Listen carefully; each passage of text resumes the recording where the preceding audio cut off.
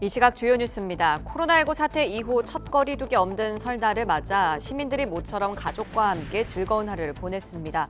볼거리와 즐길거리가 마련된 도심 고궁 등에는 가족 단위 나들이 객들이 몰렸고 공원 묘지에도 성묘객 행렬이 이어졌습니다. 설 연휴 셋째 날인 오늘은 큰 추위는 없겠지만 밤부터 찬바람이 불며 기온이 크게 떨어질 걸로 보입니다. 연휴 마지막 날인 내일은 서울 아침 기온이 영하 17도까지 떨어지는 등 이번 겨울 들어 가장 추울 전망입니다. 밤늦게까지 이어졌던 고속도로 귀경길 정체가 오늘 오전 8시쯤부터 다시 시작돼 오후 4, 5시쯤 절정에 이를 걸로 보입니다. 한국도로공사는 정체는 내일 새벽 2시쯤 풀릴 걸로 전망했습니다. 어제 새벽 발생한 서울 청계천 일대 연쇄 방화 사건의 용의자가 경찰에 붙잡혔습니다. 경찰은 50대 남성 용의자가 범행을 시인했다고 밝혔습니다. 경기 김포시 돼지농장에서 올해 들어 세 번째 아프리카 돼지열병이 발생했습니다. 중앙사고수습본부는 내일 밤 8시 반까지 경기도와 강원 철원군, 인천 지역 축산관계 시설 종사자와 차량에 대해 일시 이동 중지 명령을 내렸습니다. 국민의힘은 개묘년 새해 윤석열 정부와 함께 민생을 최우선으로 챙기고 통합과 화합의 대한민국이 되도록 노력하겠다고 밝혔고 민주당은 정부와 여당이 불안한 미래만 제시하고 있다며 위기의 시대에 국민의 곁을 지키겠다고 강조했습니다. 정부가 급냉하고 있는 부동산 시장 연착륙을 위해 전방위 규제 해제 방안을 내놓자 부동산 시장 하락폭이 축소되는 모습입니다. 하지만 정부 대책만으로는 한계가 있어 추가 대책과 국회 입법 협조가 필요하다는 분석이 나왔습니다. 미국 로스앤젤레스 인근 소도시에서 총격 사건이 발생해 10명이 숨지고 10명이 다쳤습니다. 범행 직후 달아난 용의자는 아시아계 남성으로 조사됐으며 현재 경찰과 대치 중이라고 외신들이 보도하고 있습니다. 여러분 안녕하십니까? 굿모닝 YTN 3부 시작합니다. 코로나19 유행 이후 3년 만에 거리두기 없는 설날을 맞았습니다. 가족들이 오랜만에 함께 모인 설 분위기는 어느 때보다 풍성했는데요. 설날 풍경 오태인 기자가 전해드립니다. 설날 아침, 시골 마을에 고즈넉히 자리 잡은 전통 가옥이 분주합니다. 미리 마련한 음식으로 정성스레 차례상을 차립니다. 향을 피우고 조상께 술을 올리고 또 절을 합니다. 구순에 가까운 집안 어른도 조상께 예를 다합니다. 금년 한 해를 보내고 다음 해분에 모든 일 잘 되고 가정에 다 편안하고 그런 뜻에서 이제 차례를 지내는 거예요. 코로나19 확산으로 인한 거리두기로 그동안 만나지 못하다가 3년 만에 온 가족이 모인 설날. 자식들은 집안 어른인 할아버지와 할머니께 세배로 새 첫 인사를 드립니다. 새해 복 많이 받으시고 건강하십시오.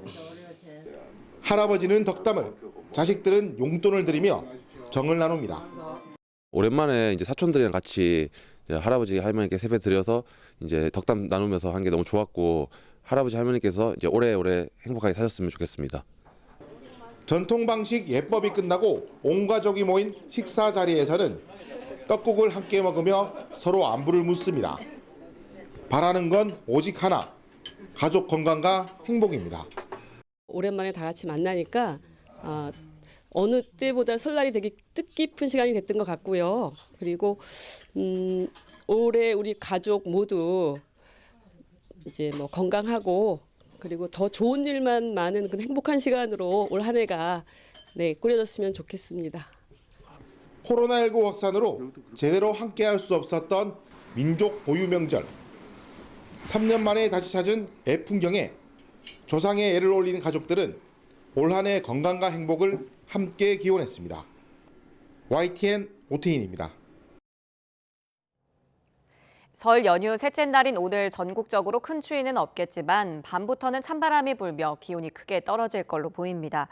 기상청은 오늘 전국에 구름 많은 가운데 아침과 낮 기온은 예년 수준으로 예상되면서 큰 추위는 없을 걸로 전망했습니다.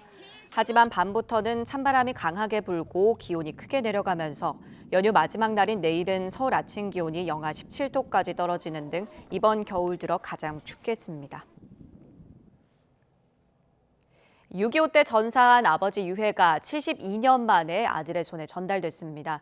유해를 찾은 이후 처음으로 맞는 설 명절이라서 아침 차례가 이들에게는 더 특별할 수밖에 없었습니다. 오점곤 기자가 다녀왔습니다.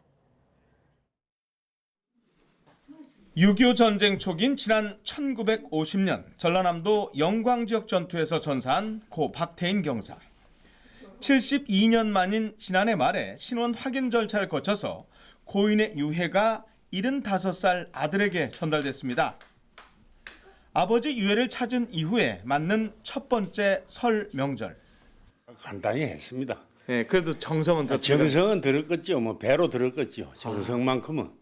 차례상에 음식을 준비하고 약주를 따르고 절을 하고 집에 오셔서 너무 반갑고 고맙고 그렇습니다. 그동안 무골무에서 계속 제사를 지내오긴 했지만 오늘 차례는 더 특별할 수밖에 없습니다. 아버지 존재도 모르고 있던 제가 2살 때 아버지를 얼굴을 알겠어요. 뭐 소식을 들었어요. 아버지라 불러보지도 못했는데 이렇게 유해라도 찾게 돼서 정말 기쁘고. 차례를 마친 뒤에 아들은 이제는 중년이 된 자신의 아들과 함께 아버지의 유해를 모신 선산으로 갑니다. 무골묘에 유해를 모신 이후에 첫 번째 명절 성묘입니다. 사실은 그전에는 무골이었죠. 그 할아버지 유해가 없이 이렇게 제사만. 제가 지금 올해 52인데 아버지 우시는 걸 처음 뵀습니다. 예, 아버지 우시는 걸 처음 뵙고. 네, 고 박태인 경사의 유해는 발견된 지 15년 만에 이곳 선산에 묻혔는데요. 고인의 아들이 유해 발굴 사업, 구체적으로는 유전자 시료 채취에 적극적으로 참여했기 때문입니다. 방송을 통해서 유해 발굴 사업을 알게 된 아들이 2년 전에 광양보건소를 찾아서 유전자 시료를 채취했고 이후 분석 과정 등을 통해서 가족 관계가 확인된 겁니다. 6.25 전사자의 신원을 확인하기 위해서는 DNA 검사가 필수적입니다. 이를 위해서는 유가족분들의 유전자의 시료 채취가 절실하게 필요한 상황입니다. 고령이거나 거동이 불편할 경우에는 감식단에서 거주지를 방문해 유전자 시료를 채취할 수도 있습니다. 시료 채취를 통해서 유해 신원이 확인되면 포상금으로 최대 1,000만 원이 지급되기도 합니다. YTN 오점곤입니다. 어제 새벽 발생한 서울 청계천 일대 연쇄 방화 사건의 용의자가 경찰에 붙잡혔습니다. 서울해와경찰서는 어제 오후 50대 남성 A씨를 현주 건조물 방화 혐의로 긴급 체포해 조사하고 있습니다. 경찰은 범행 동기와 수법 등은 조사가 필요하지만 A씨가 조사 과정에서 범행을 시인했다고 밝혔습니다. 앞서 어제 새벽 1시 반쯤부터 서울 흥인동과 황학동, 창신동 일대에서 화재 신고가 잇따라 경찰은 방화 가능성을 염두에 두고 수사를 벌였습니다. 설 연휴 사흘째인 오늘 잠시 뒤인 오전 8시부터 귀성 귀경객들로 고속도로 정체가 시작될 걸로 예상되는데요. 도로공사 연결해서 현재 도로 상황 알아보겠습니다. 조혜진 캐스터.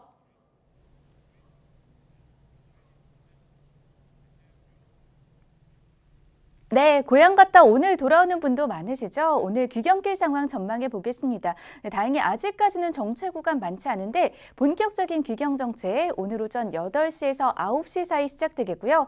특히 오후 4시에서 5시 사이 최대 혼잡 예상되니까 참고해서 움직이시면 좋을 것 같습니다. 네, 말씀드린 대로 지금 정체 구간 많지 않아서 지도에서도 이렇게 초록색의 수월한 구간들이 많이 살펴지는데요. 하지만 충청 지역을 중심으로 하나둘 귀경 차량이 늘어나면서 오늘 논산 천안선의 정체가 가장 먼저 시작이 됐습니다. 네, 역시 천안 방향이고요. 탄천 휴게소 주변에서 5km 구간 밀리고 있고 다시 한번 공주 분기점과 정안 나들목 그리고 남풍새 주변으로도 각각 2-3km 정도씩 속도 떨어지겠습니다. 네, 논산 천안선에서 천안을 지나 경부선으로 이동하는 분도 계실 텐데요. 아직까지는 경부선 전 구간 수월하고요. 다만 오전 9시 무렵부터 목천을 시작으로 귀경 방향 방향 정체가 차츰 증가할 것으로 내다보고 있습니다. 네, 지금 호남에서 올라오는 길 서해안선도 전 구간 막힘이 없습니다만 정체 시작 구간은 송악 나들목 일대로 전망하고 있습니다. 정체가 길어진다면 당진이나 서해대교 건너기가 특히 어렵겠습니다. 네, 강원 지역과 이어지는 영동선도 밀리는 곳 없는데요. 네, 영동선 이번 명절 버스 전용 차로제가 시행된다는 점 더불어 참고하시면 좋겠습니다. 안전띠 모든 좌석에서 착용해 주시고요. 고속도로 교통방송이었습니다.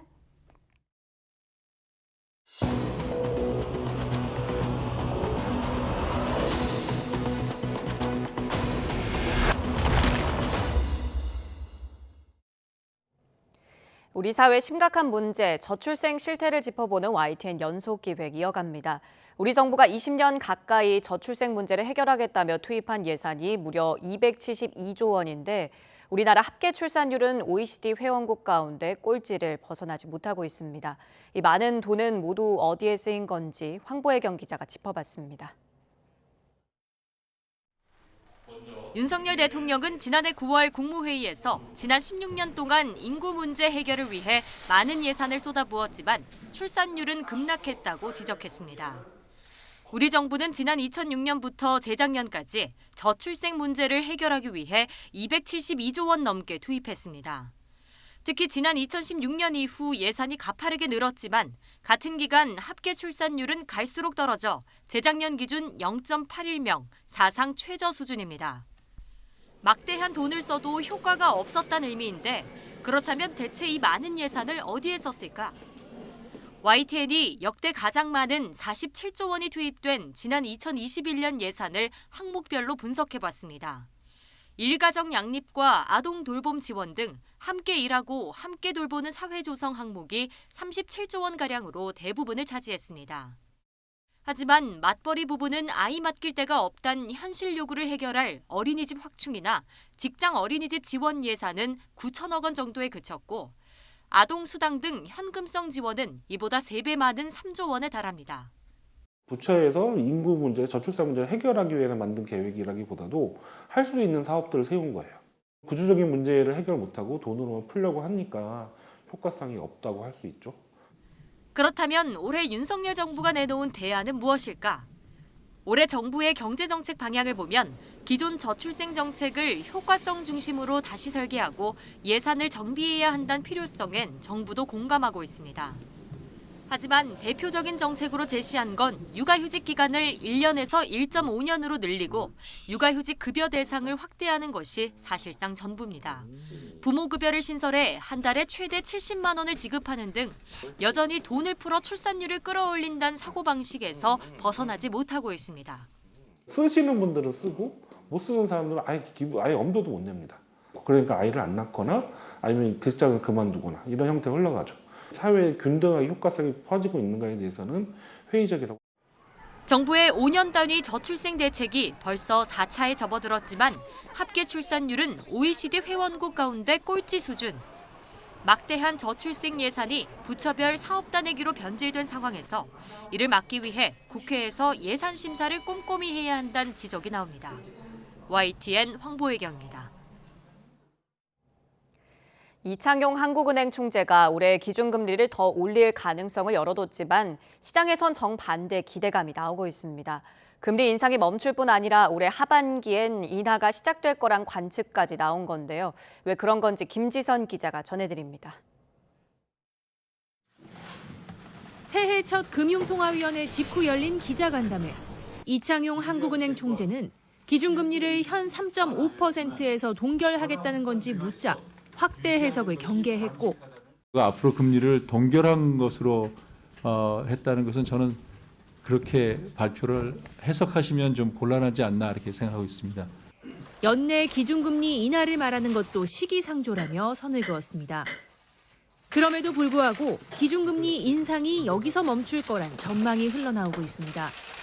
우선 예상보다 나쁠 거로 보이는 올해 경제 성장률이 문제입니다.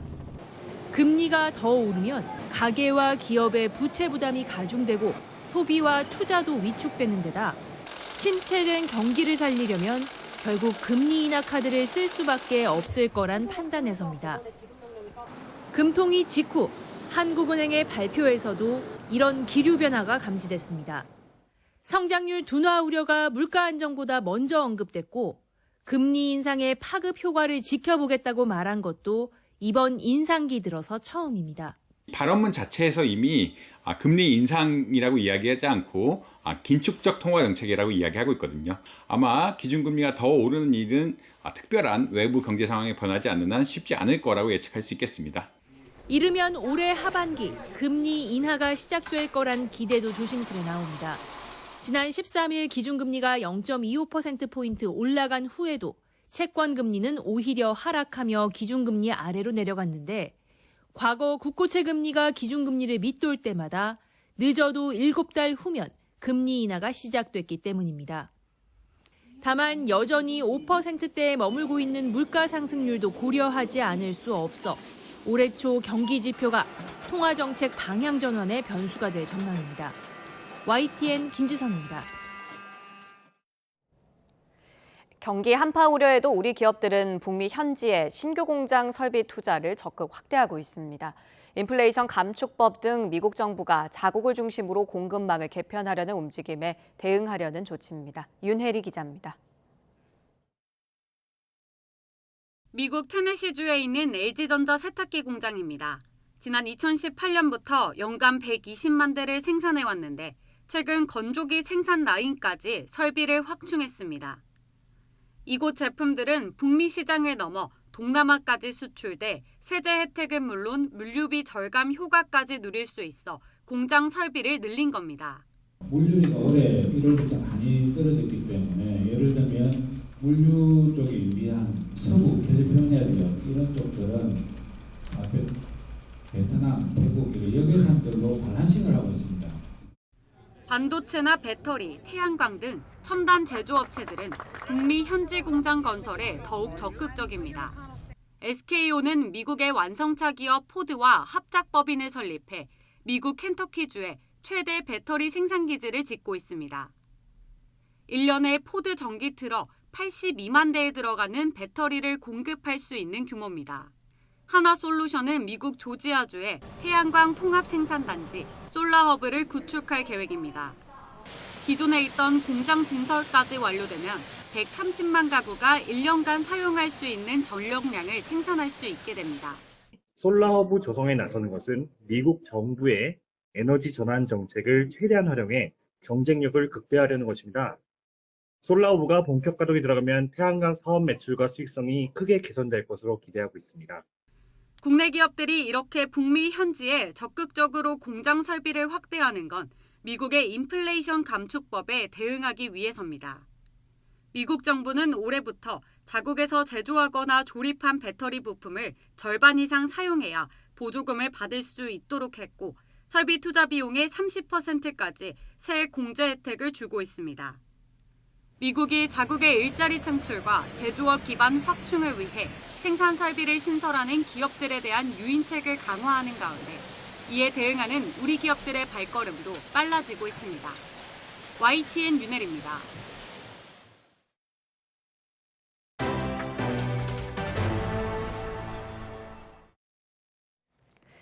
국민의힘은 개묘년 새해 윤석열 정부와 함께 민생을 최우선으로 챙기고 통합과 화합의 대한민국이 되도록 노력하겠다고 밝혔습니다. 양금희 수석대변인은 서면 논평에서 대통령의 경제 외교 성과가 산업 발전과 일자리 창출로 이어져 국민 삶에서 직접 체감되도록 노력하겠다며 이같이 말했습니다. 이어 미래 세대를 위한 노동, 교육, 연금 3대 개혁 논의도 지체하지 않고 이어나가겠다고 다짐했습니다. 더불어민주당은 정부와 여당이 불안한 미래만 제시하고 있다며 위기의 시대에 국민 곁을 지키겠다고 강조했습니다. 이모경 대변인은 설맞이 서면 논평을 통해 깊어지는 경제 위기, 무너지는 민주주의, 안보 참사에 이어 외교 참사까지 마음 놓을 곳이 없다며 이같이 말했습니다. 이어 윤석열 정부에 대한 감시와 견제를 통해 흔들리는 경제와 국민의 삶, 멍드는 안보와 외교, 무너지는 민주주의를 지키겠다고 강조했습니다. 국회 본연의 업무는 입법부로서 국민에게 필요한 정책과 제도를 찾아내 법을 만드는 거겠죠. 21대 국회에서도 민생과 시민 안전, 산업 발전을 위한 법안들이 수없이 발의됐지만 별다른 이견이 없는데도 정쟁에 묻힌 채 빛을 보지 못하고 있습니다. 박기환 기자입니다. 여성들이 안심하고 행복할 수 있는 나라. 산업 경제의 변화를 따라잡기 위해서는 국회 결정 속도가 빨라져야 합니다. 21대 국회의 시작, 여야의 일성은 민생과 경제 그리고 안전이었습니다. 3년 가까이 지난 지금 그 약속은 잘 지켜지고 있는지 직접 살펴봤습니다. 연이은 스토킹 강력 사건이 벌어지자 여야는 지난 대선 당시 스토킹 처벌법 보완으로 재발을 막겠다고 앞다퉈 약속했습니다. 스토킹 처벌법에 반의사 불벌죄 조항을 삭제, 폐지하겠습니다. 피해자가 가해자 처벌 의사를 밝히기 어려운 스토킹 범죄의 반의사 불벌죄를 폐지하겠습니다. 이후 피해자가 처벌을 원하지 않으면 재판에 넘길 수 없는 반의사 불벌죄를 폐지하겠다는 등 관련 법안이 쏟아졌지만 여야 공방에 묻혔습니다. 그 사이 여자 화장실에서 스토킹하던 피해자를 흉기로 살해한 신당역 살인 사건까지 발생했는데도 여전히 관련 법안은 법사위에 대리 중입니다. 정인이 사건 이후 진상조사와 재발 방지를 위해 여야 의원 139명이 뜻을 모은 적도 있지만 아동학대는 여야의 대립이 있을 수 없는 문제인 만큼 2월 국회에서 통과시킬 수 있도록 2년이 지나도록 상임위 법안 소위조차 통과되지 못했습니다. 경제 관련 법안도 마찬가지입니다. 메타버스나 인공지능 산업 지원을 위해 발의된 법안만 수십 건. 메타버스 등 미래산업 육성을 지원하는 법안과 제도 선진화를 위해 필요한 법안도 주요 입법 과제로 포함하였습니다. 빛을 보지 못하고 있는 건 매한가지입니다. 1인 가구 증가에 따른 고독사 예방이나 성범죄자의 교육시설 인근 거주를 금지하는 법안은 물론 가상자산 범죄나 보험사기 예방법도 그대로 방치되어 있습니다. 21대 국회 들어 발의된 법안은 모두 19,000건에 달하는데 처리되지 못한 게 71%가 넘습니다. 지난 19대, 20대 때 폐기된 법안 비율보다 높습니다. 여야 모두 협치 실종을 이유로 꼽으면서도 내탓 공방은 그치지 않았습니다. 그들의 목표는 단 하나예요. 윤석열 정부 발목 잡기, 발목 걷기. 집권여당의 안보와 민생의 발목을 잡고 있는 비정상적 국정 상황 바로 잡아야 합니다. 21대 국회의 남은 시간은 1년 4개월. 총선 준비와 국정감사 기간 등을 제외하면 실질적으로는 1년 정도입니다. 일하는 국회, 민생과 안전을 지키는 국회가 되겠다는 다짐을 지킬 수 있는 시간은 얼마 남지 않았습니다. YTN 박견입니다. 올해는 지난해 대통령 선거와 지방선거처럼 굵직굵직한 선거는 없습니다. 하지만 여야는 벌써 내년 4월 총선 승리 다짐에 열을 올리고 있는데요. 그 이유가 뭔지 엄윤주 기자가 전해드립니다.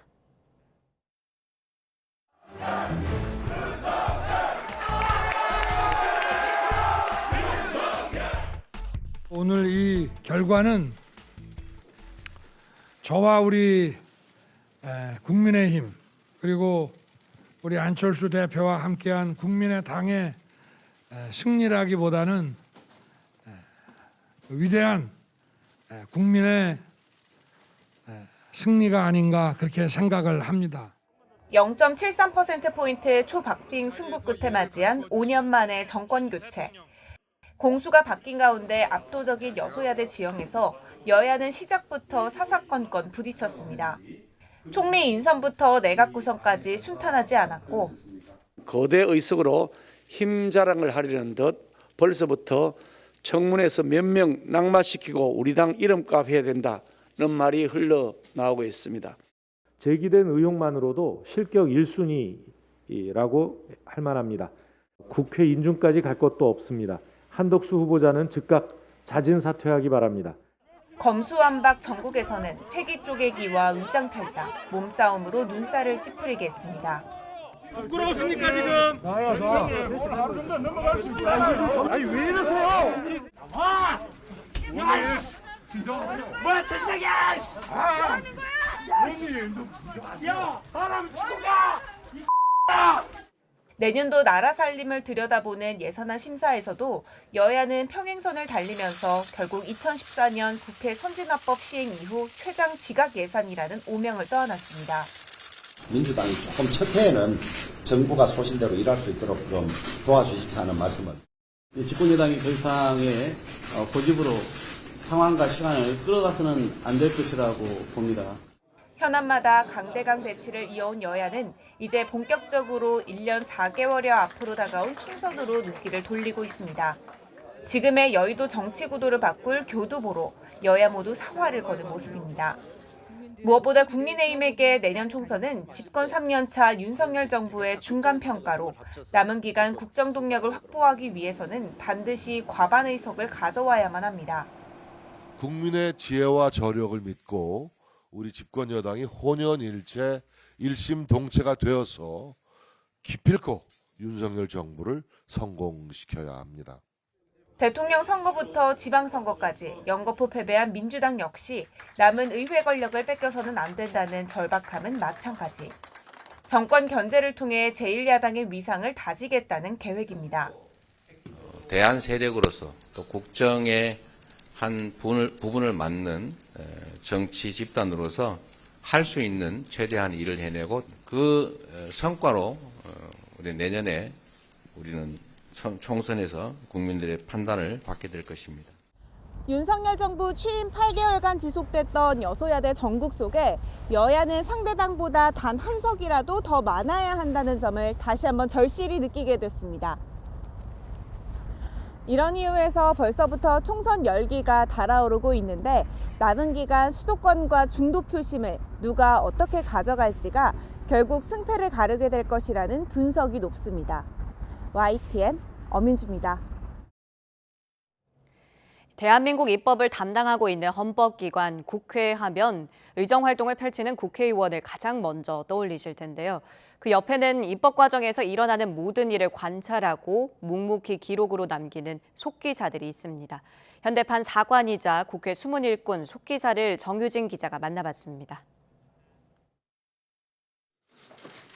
159명의 희생자가 발생한 이태원 참사 진상규명을 위해 열린 공청회. 유가족과 생존자들이 그날에 참담했던 상황을 전하는 가운데 잠을 한숨도 자지 못했습니다. 뉴스 속보가 뜰 때마다 사망자 숫자가 올라가는 것을 보며 현장을 지켜보는 날카로운 눈이 있습니다. 국회에서 진행되는 모든 회의를 기록으로 남기는 국회 속기사들입니다. 현장 속기를 마친 뒤에는 바쁘게 사무실로 이동합니다. 네, 일단 회의 속기는 끝났고 사무실로 돌아가서 이제 법인 작업을 해서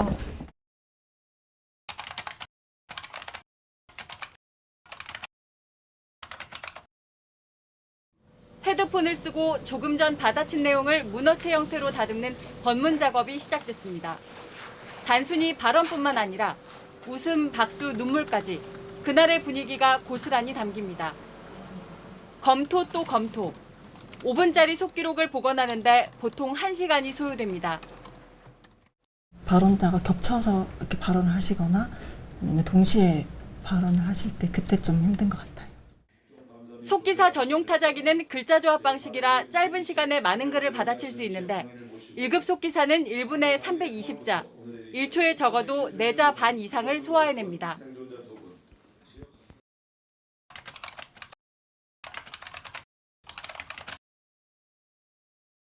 속기사는 들은 대로 기록할 뿐 보태거나 빼지 않습니다.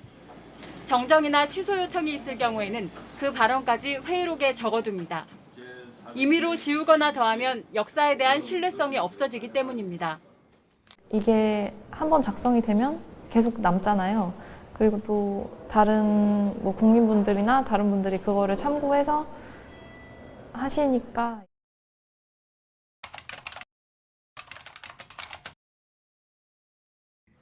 예정된 회의 시간이 미뤄지면 속기사들도 기약 없는 기다림을 이어갑니다.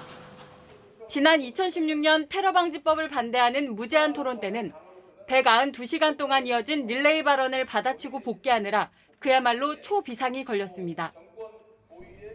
사투리 억양이 강하신 분을 또 만나게 되면은 더 힘들더라고요. 새벽에 비몽사몽인 상태에서 업무하는 게 업무 특성상 손목, 귀, 허리 통증도 따라다닙니다. 손 관절이나 이런 데 좀 아플 때 있었고, 그리고 자세가 계속 바른 자세 유지하기가 어려워서 거북목?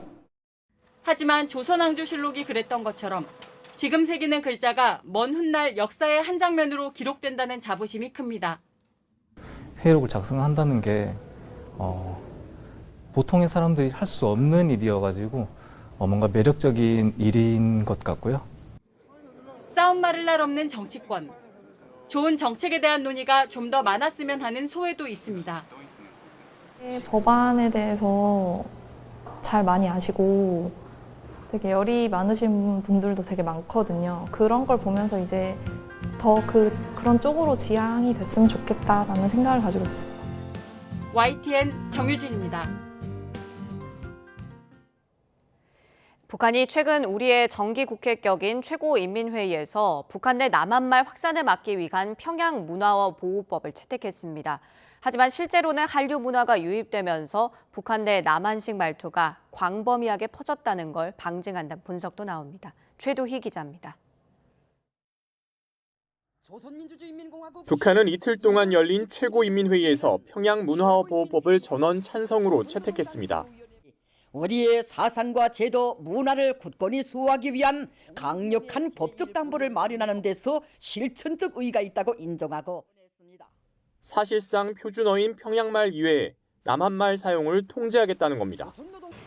이와 관련해 노동당 기관지인 노동신문도 동지, 동무라는 부른말을 즐겨 써야 한다며 외래어를 마구 쓰지 말라고 당부했습니다.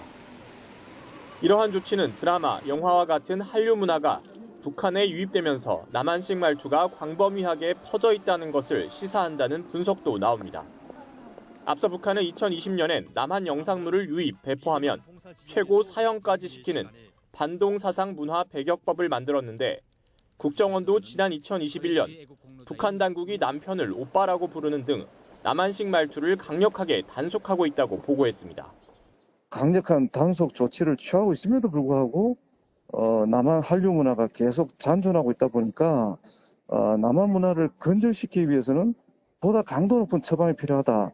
이런 인식에서 반동사상 문화 배격법이 나왔고 그 후속 조치로 통일부도 평양 문화어 보호법 채택엔 북한이 사회 전반에 대한 통제를 강화하려는 의도가 있는 것으로 분석했습니다.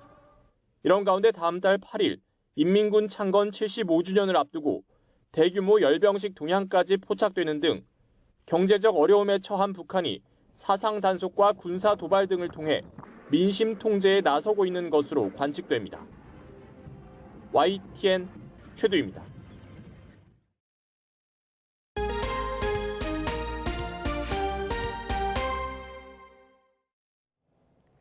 미국 로스앤젤레스 인근 소도시에서는 총격 사건이 발생해 10명이 숨지고 10명이 다쳤습니다.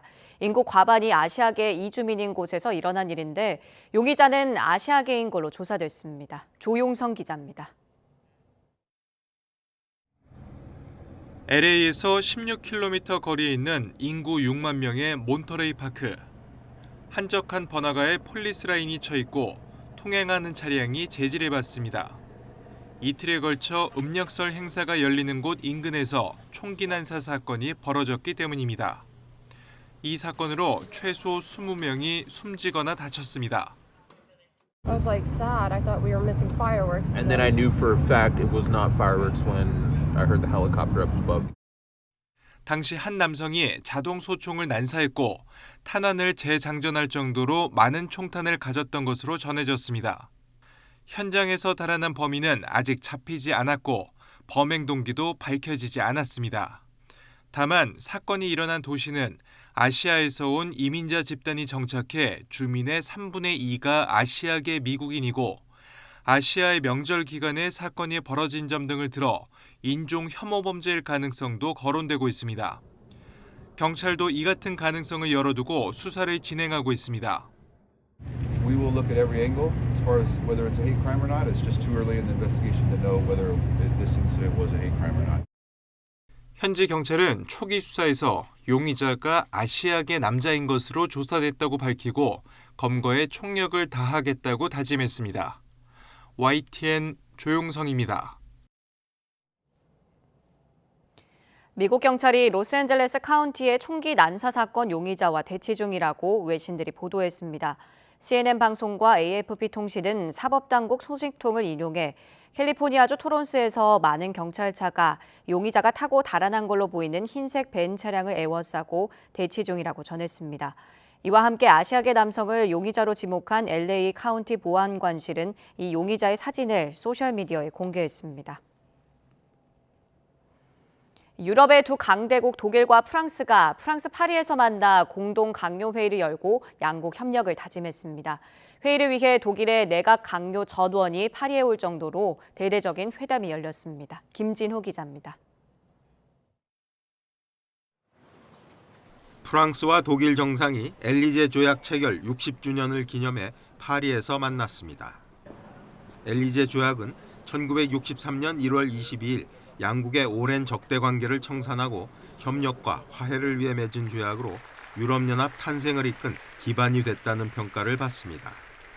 에마뉘엘 마크롱 프랑스 대통령과 올라프 숄츠 독일 총리는 한 목소리로 양국 협력을 다짐했습니다.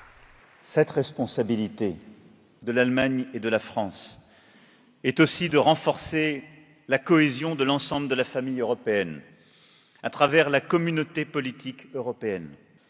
Die Vereinigung der europäischen Nationen erfordert, dass der jahrhundertealte Gegensatz zwischen Frankreich und Deutschland ausgelöscht wird. 기념행사를 끝낸 두 정상은 엘리제 궁에서 에너지, 경제, 국방부문 공동 강요회의를 주재했습니다. 일요일에 열린 공동 강요회의를 위해 독일 내각 전체가 파리에 왔습니다. 회의에서는 우크라이나에 대한 주력 전차 지원 여부와 미국의 인플레이션 감축법 IRA 대응 방안 등이 중점적으로 다뤄졌습니다. 당초 지난해 10월 열릴 예정이던 이번 회담은 러시아의 우크라이나 침공으로 불거진 에너지난, 물가 상승 대응 방안 등 여러 현안에서 양국이 이견을 드러내며 연기되었다가 이번에 열리게 됐습니다. 두 정상은 다음 세대를 위한 유럽을 함께 건설하고 싶으며 강력하고 주권적인 유럽이라는 같은 야망을 공유한다고 밝혀 유럽의 독자적인 목소리 내기가 강화될 것으로 보입니다. YTN 김진호입니다. 프랑스 정부가 또 연금 개혁을 위해 칼을 빼들었지만 반대 여론이 거셉니다. 정년을 연장하고 연금 받는 나이를 늦추는 개혁안인데 우리나라도 연금 개혁 문제가 계속 거론되는 상황에서 시사하는 바가 큽니다. 김선희 기자입니다. 프랑스 파리 시내 한복판이 경찰과 시위대의 몸싸움으로 아수라장이 됐습니다. 최루탄 연기 속에 여기저기 불꽃이 튀고 경찰에게는 쓰레기통이 날아들기도 합니다. 시위가 계속될수록 점점 과격해지는 양상입니다. 시민들은 정년을 2년 더 연장하고 연금을 1년 더 늦추자는 정부 방침을 도저히 받아들일 수 없다며 목소리를 높였습니다. Les conditions de travail sont de pire en pire et là 2 ans de plus c'est pas possible. 프랑스 정년은 62살로 영국과 네덜란드 등 다른 유럽 국가들보다도 빠른 편입니다. 연금 수준도 상대적으로 높아서 연간 연금 지급액이 GDP 대비 14%에 육박합니다. 정부는 10년 뒤면 적자로 돌아설 상황을 더 이상 방치할 수 없다며 칼을 빼들었습니다. Comme je m'y suis engagé devant vous, cette année sera en effet celle d'une réforme des retraites qui vise à assurer l'équilibre de notre système pour les années et décennies à venir. 미래를 위해 어쩔 수 없는 선택이라는 호소에도 시민들의 반응은 차갑기만 합니다. 여론조사 결과 국민 10명 중 7명이 연금 개혁에 반대하고 있습니다. 연금이 절실한 빈곤층의 노후가 더 가난해질 것이라는 지적도 나옵니다. Et là, si on nous rajoute 2 ans, c'est extrêmement dur à encaisser. Et je vois pas vraiment comment on va pouvoir faire. On subit vraiment, au niveau physique, on subit vraiment. 그럼에도 마크롱 정부의 의지는 확고합니다. 이대로 가면 2030년에는 18조 원의 재정 적자가 날 것이라며 더 이상 물러설 곳이 없다는 입장입니다. 우리나라도 국민연금 기금 고갈 문제로 연금 개혁이 꾸준히 거론되고 있는 상황. 프랑스 정부가 극심한 반대를 뚫고 국민을 설득할 수 있을지 주목됩니다. YTN 김선입니다. 코로나19 누적 확진자가 곧 3천만 명을 넘을 걸로 보입니다. 우리 국민 5명 가운데 3명은 감염 이력이 있게 되는 건데요. 국내에서는 다음 주부터 실내 마스크가 해제되는 가운데 다른 나라 사정은 어떤지 김평정 기자가 알아봤습니다. 코로나19 유행 감소세가 이어지고 연휴에 검사받는 사람도 줄면서 신규 환자가 큰 폭으로 감소했습니다. 2주 전 4만 6천여 명에서 한 주 지날 때마다 앞자리 숫자를 바꾸더니 일요일 발표 기준으로 15주 만에 가장 적은 1만 6천 명대까지 내려왔습니다. 누적 환자 3천만 명까지는 471명 모자라는 만큼 곧 3천만 명을 넘을 예정입니다. 국내 첫 환자 발생부터 누적 확진자 1천만 명까지는 2년 2개월 걸렸지만 1천만 명에서 2천만 명까지는 4개월 반, 2천만 명에서 3천만 명까지는 5개월 반가량만 걸렸습니다. 누적 환자 3천만 명은 국민 5명 가운데 3명꼴로 감염 이력이 있다는 뜻인데 확진된 적 없는 감염자도 있어 실제 감염 인구는 이보다 더 많습니다.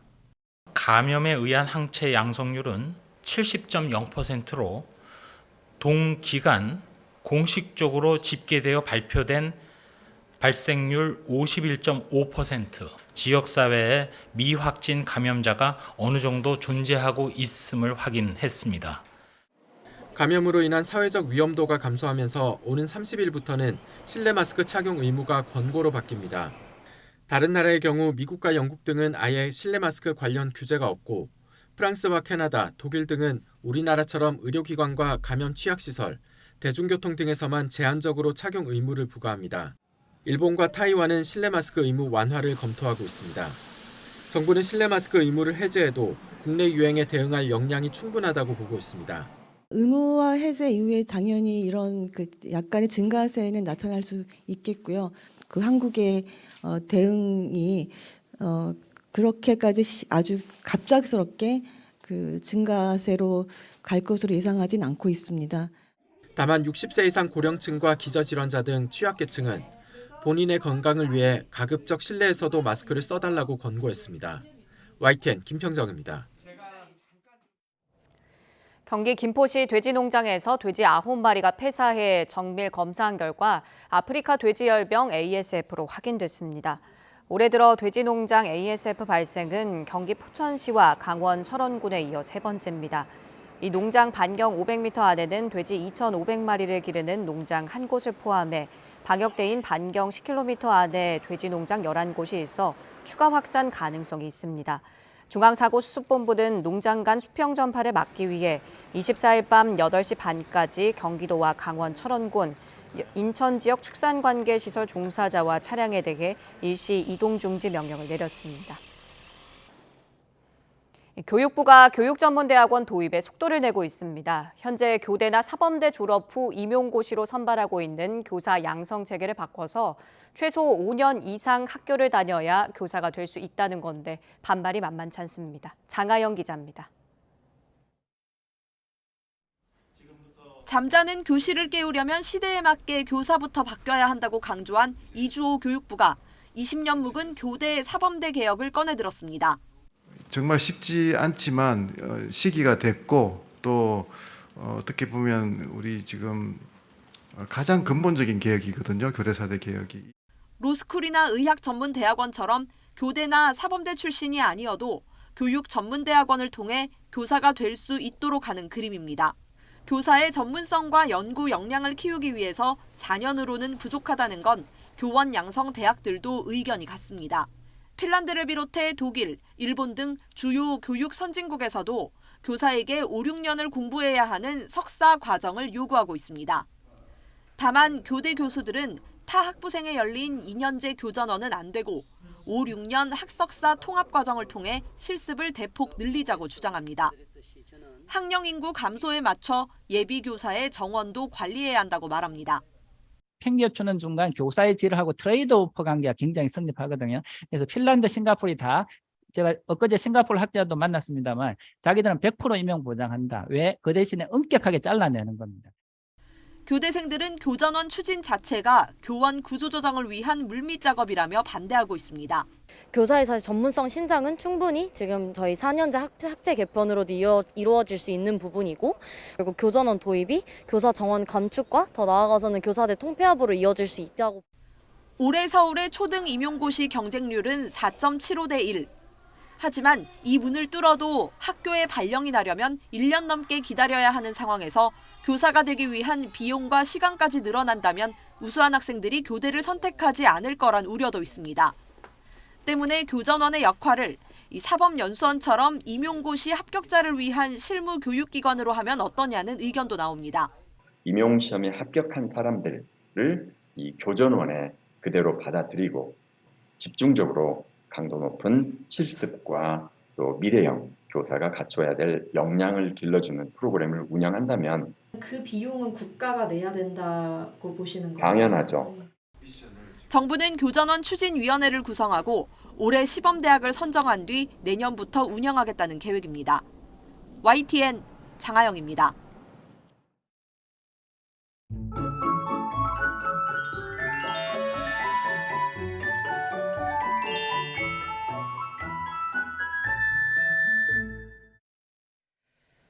오늘 큰 추위 없습니다. 하지만 미세먼지가 문제인데요. 오늘 서쪽 지방은 종일 미세먼지 농도가 나쁨, 그 밖의 지역도 일시적으로 공기가 탁하겠습니다. 호흡기 관리 유의하시길 바랍니다. 오늘은 오후까지는 추위 걱정이 없지만 밤부터는 찬바람이 불면서 추워집니다. 연휴 마지막 날인 내일은 서울 아침 기온이 영하 17도, 수요일에는 영하 18도까지 떨어지면서 올겨울 최강 한파가 찾아오겠습니다. 오늘 밤부터는 바람도 강해지겠고요. 내일은 충남 서해안과 호남 그리고 제주도에는 폭설이 예보돼 있어서 미리 대비해 주시길 바랍니다. 해안가와 제주, 강원 산간에는 강풍 예비특보가 그리고 대부분 해상에는 풍랑 예비특보도 내려져 있어서 하늘길, 뱃길 이용에 불편이 우려됩니다. 오늘 아침까지 경기 북부와 영서 북부에는 눈이 그리고 밤 늦게 제주 산간에는 눈이 시작되겠습니다. 날씨였습니다. 굿모닝 YTN 마칩니다. 잠시 후 YTN 뉴스와이드가 이어집니다. 시청해주신 여러분 고맙습니다.